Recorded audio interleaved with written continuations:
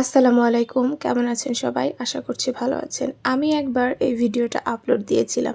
দেওয়ার পরে আমি খেয়ালই করি নাই, একটা আপু এসে আমাকে বলল যে, "প্রথম থেকে নাকি কোনো ভয়েসই নেই।" এখন আমি কি বলেছিলাম আগের ভিডিওতে আমার মনে নেই। কারণ আপনারা তো জানেন আমি একটু ঘোরাবেড়াই করছি, আবার বাসাতেও অনেক লোকজন ছিল। সেদিন একবারে কয়েকটা ভয়েস ওভার দিয়ে রেখেছিলাম যাতে কয়েকদিনের মতন কাজ চলে যায়।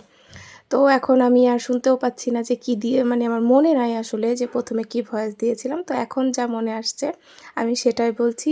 কষ্ট করে যদি দেখে নেন। আর মনের অক্সিজেন আপু, আপনাকে অনেক ধন্যবাদ যে আপনি কমেন্টসটা করার জন্য। আর কয়েকজন তো কমেন্টসটা বলেই নাই যে তারা মানে ১ম থেকে সাউন্ড শুনতে পায়নি। তারা তো নিজেদের মতন করে না দেখে না শুনে যেটা কমেন্ট করতে হয় সেটা করে গিয়েছেন।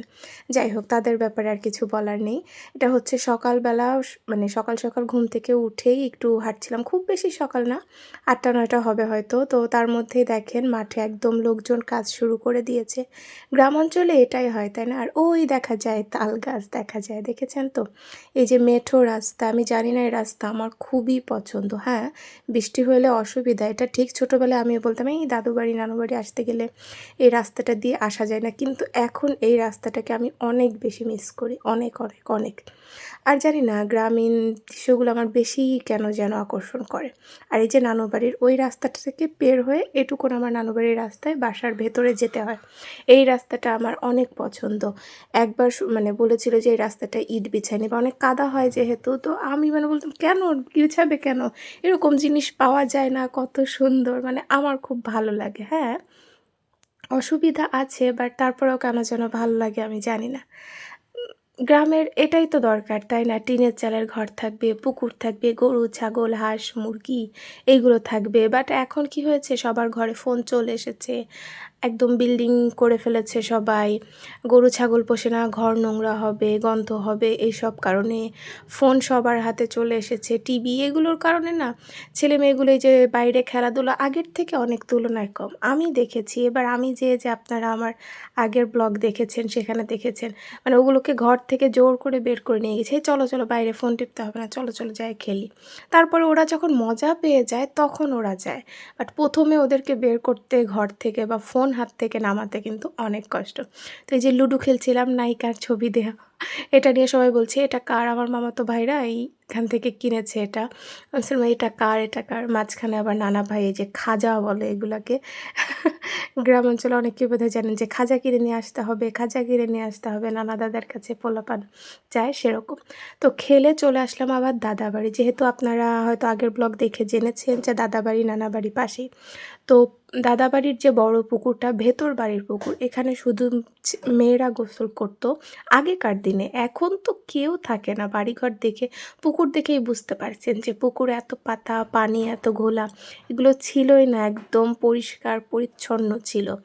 সেটা এখন কিছুই নেই। কারণ কেউ থাকে না। পরিচর্যাটা কে করবে, তাই না? একটা সম্পর্কেও যেমন যদি যত্ন না হয় সেটা কিন্তু একটু মরচে ধরে যায়, ভেঙে যাওয়ার উপক্রম হয়। তো সেরকম বাড়িঘর তো আর কি চাই। এই যে বিল্ডিংটার ভাঙা একপাশের অংশ, এই যে দেখেন পাতা পড়ে কি অবস্থা! মানে আমি এটাকে বলে বারবেরি, এটাকে বলে কাচারি ঘর। আমার নানু বাড়িও ছিল এটা, দাদু বাড়িরটা। কেউ বসে না, কি সুন্দর পরিষ্কার পরিচ্ছন্ন, লোকজনে ভরা ছিল। আর এই যে এটা হচ্ছে আমাদের বাড়ির মসজিদ, মানে বাড়িটা যেহেতু বড় তাদেরই করা। এই মসজিদের পেছনে এই যে দেখতে পেলেন, ওটা আমাদেরই ঘর। মানে আমার এক কাকার, আমরা যেহেতু থাকি না। এটা হচ্ছে বাইরের বাড়ির পুকুর। এখানে ছেলেরা গোসল করতো। এটা আম্মু আব্বুর কাছে গল্প শুনেছি। আমি ভেতরের পুকুরে অত খুব বেশিও গোসল করিনি। নানু বাড়িরটায় আমি বেশি করতাম। কারণ এত বড় পুকুরে, আর আগেকার ঘাট ছিল অনেক বেশি বড়, একটু ভাঙা, ভাঙা সেই আমলের। আমার ভয় লাগতো। নানু বাড়িটা নতুন ছিল বিধায় ওখানেই আমি করতাম। তো আবার নানু বাড়ি চলে আসছি। একটু শুয়েছিলাম আমি, ভালো লাগছিল না। চলে যাব আমরা বিকালবেলা। এই যে আমি রেডি হয়ে গেছি। এর মাঝখানে আসলে অনেক কিছুই না দেখানো হয় নাই। মানে আমার শ্যুট করতেও ভালো লাগে না। আমার যারা বাসায় আছেন, আমার মামা মামিরা বা আমার এক নানা নানু আছেন, এদের সামনে আমার ফোন অন করতেও অত ভাল লাগে না। আবার তারাও আনইজি ফিল করে। মানে সব মিলায় আমার হয় না। পরে চলে আসবো। আমার আরেকটা খালার ছেলে গিয়েছিল, আমার ভাই।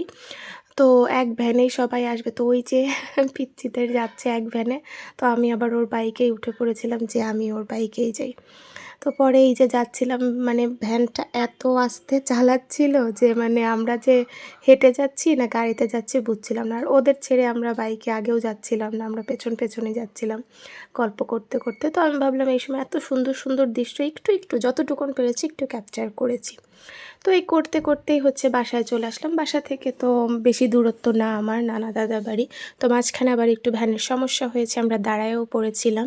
তো এখানেও আমি আবার একটু ভিডিও নিলাম, ভাবলাম ব্লগ একটু বড় হবে তাহলেই ভালো হয় না। একটা ব্লগ বড় করেছি আর সবগুলোই টেনে টুনে ৩-৪ মিনিট করতে পেরেছি।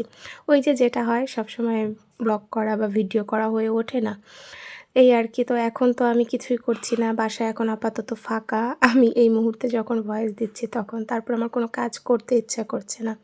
বাসায় এসে মুড়ি মাখা খাওয়ার সাথে সাথে আপনাদের থেকে আমি বিদায় নিচ্ছি। কেমন লাগলো জানাবেন।